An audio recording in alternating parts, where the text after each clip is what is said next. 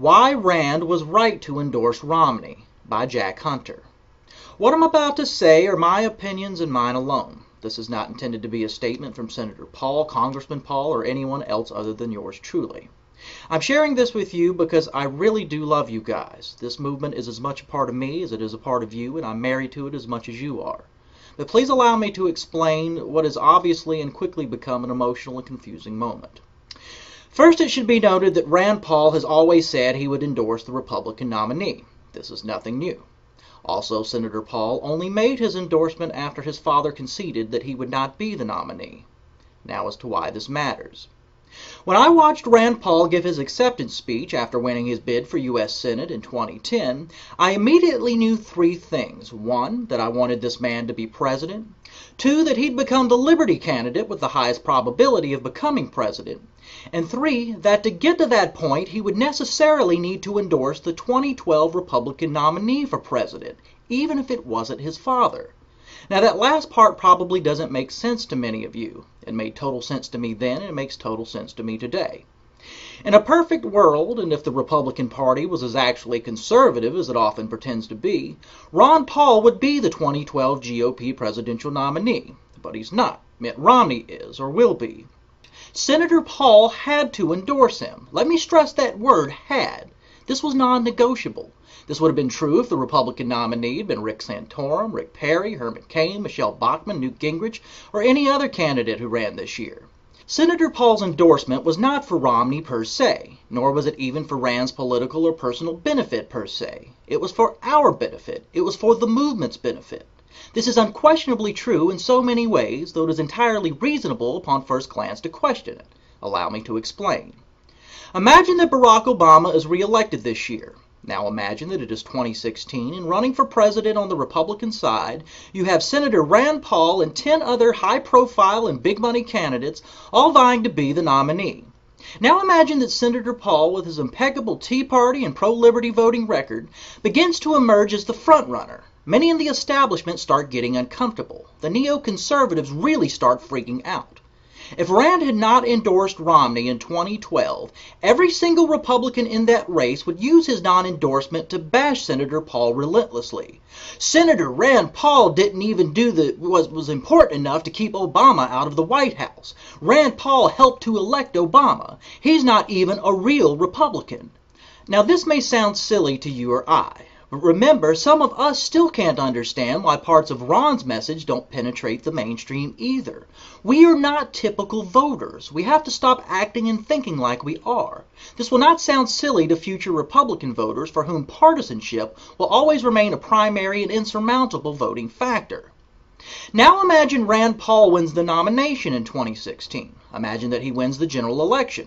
Imagine a President Paul with the aid of a Republican Party that has been heavily influenced by his father and the Liberty Movement getting popular support for things like balancing the budget, cutting $1 trillion, auditing the Federal Reserve, repealing the Patriot Act and NDAA, zeroing out foreign aid, not starting unnecessary wars, and substantively lessening America's global military footprint. In other words, a presidency, a party, and an America that actually begins to become closer to all of our ideals than anything we ever thought imaginable. Will anyone care whether or not Rand Paul endorsed Mitt Romney for president in 2012? Probably not. But they will care if none of this ever happens because Rand wasn't willing to do things like endorsing Romney. The endorsement isn't about Romney. It's about us and what we ultimately want, always. Now imagine a different scenario where Barack Obama loses and Mitt Romney becomes president. Now imagine President Romney being as bad as Bush was, more spending, bigger government, less liberty. Who will be the voice to oppose such a Republican president? The Democrats' problem will be that President Romney doesn't want to spend enough money, so they're useless. Will there be a Republican voice willing to take on the president in his own party? If Romney becomes president, Rand Paul will be Robert Taft or Romney's Dwight Eisenhower, the leader of the conservative resistance in the Senate. George W. Bush had little to no such resistance during his Republican tenure. A President Romney would, and Rand Paul would have backup, and not only senators like Jim DeMint and Mike Lee, but potentially a Senator Kurt Bills, Ted Cruz, and in the House, Justin Amash, future Congressman Thomas Massie, and countless other Liberty candidates running for office who make it to Capitol Hill. Now, does Rand have a stronger hand in such a scenario and within his own party by endorsing or not endorsing this year's Republican presidential nominee? Unquestionably, he has a stronger hand by endorsing. Senator Paul can argue that he supported Romney precisely because he wanted to get rid of Obama, and now a Republican president is behaving just like Obama. If Rand didn't endorse, Romney and the rest of the Republican establishment could easily say, well, Senator Paul, you weren't with us in the beginning when we were trying to beat Obama, and so why should we be with you now? And they'd have a point, and many Republicans would agree with them. This is unfortunate. It's also how politics works. Under either scenario, Obama or Romney winning, not endorsing further marginalizes Rand's potential for influencing the party and advancing our principles. And this is the key to understanding the most significant differences between Ron and Rand Paul. It is certainly not different philosophies. While they might not agree on every single issue, when one looks at Senator Paul's voting record, they can immediately tell he is very much his father's son. Where they differ is in their political strategy. Where they differ is in their relationship with the party at large. This movement would have never started without Dr. Paul's constitutional philosophy, but that philosophy cannot move forward without Senator Paul's political pragmatism. Ask yourself this: how many of our people absolutely love Ron Paul but are skeptical of Rand? Now ask yourself this: how many regular Republicans absolutely love Rand yet are skeptical of Ron? The difference is in perception, not philosophy. And never forget that for most of humanity, perception is reality. And the reality we create is what will ultimately allow or disallow our ideas to make progress. Remember, as I've said before, there is no shame in compromising politically to advance principle, but we can never compromise our principles to simply advance politically. I suggest that anyone who thinks Senator Paul endorsing Romney is a compromise of principle is seeing things exactly backward.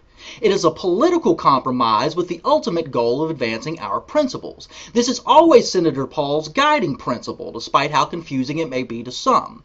Senator Paul's beliefs and how he votes remain the same, endorsement or no endorsement. Such pragmatism helps us in the immediate sense in ways some aren't seeing. My friend Austin Peterson, the former producer for Judge Andrew Napolitano's Freedom Watch program, actually noted a few of these advantages sarcastically on his Facebook page. Said Austin, quote, "How dare Rand Paul provide cover for our delegates? How dare Rand Paul legitimize the libertarian movement? How dare he follow his dad's advice and play nice so the GOP delegates we've won are accepted into the convention and continue the the course of history towards a more libertarian future? How dare he?" Now, of course, Austin's tone is meant to be funny, but the substance of what he's saying is not. Tampa does not need to be a war between Mitt Romney and Ron Paul, but a convention where Romney and everyone else learns that the Republican Party is becoming the party of Paul. In 2008, our people weren't even allowed inside the Republican convention. In 2012, much of the convention will be our people. And Rand Paul's endorsement of Mitt Romney gives our movement far more leverage today, tomorrow, and moving forward. In 2010, then-candidate Rand Paul said he wanted to be judged by how he voted, not how he campaigned. I would like to paraphrase. This movement's success should be judged by how much influence and change we ultimately effect, not by how we get there. Advancing principle is the ultimate goal. Toward that goal, we will never compromise, and neither will Rand Paul.